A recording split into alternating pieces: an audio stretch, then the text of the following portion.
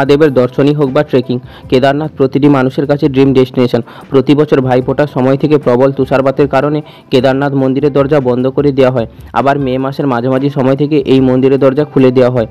ওই সময় মন্দির থেকে বাবা কেদারের পঞ্চমুখী মূর্তি দুর্গম রাস্তা দিয়ে পালকিতে করে শোভাযাত্রার মাধ্যমে উখিমঠে শ্রী ওমকারেশ্বর মন্দিরে নামিয়ে আনা হয়। এরপর ওই কয়েক মাস ওখানেই পুজো করা হয়। আবারও মে মাসের মাঝামাঝি সময় থেকে বাবা কেদারের পঞ্চমুখী মূর্তি কেদারনাথ মন্দিরের উদ্দেশ্যে নিয়ে যাওয়া হয়। তারপরই দর্শনার্থীর জন্য খুলে দেওয়া হয় কেদারনাথের মন্দির।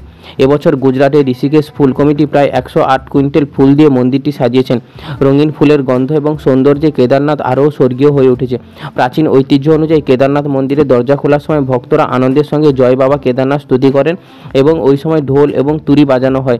ভক্তদের ভিড় নিয়ন্ত্রণ করার জন্য টোকন সিস্টেম করা হয়েছে, যার ফলে প্রতি ঘন্টায় 1400 জন ভক্ত মন্দিরে প্রবেশ করতে পারবে। প্রচলিত বিশ্বাস অনুযায়ী আদি অনন্তকাল ধরে স্বয়ং মহাদেব এখানে বিরাজমান।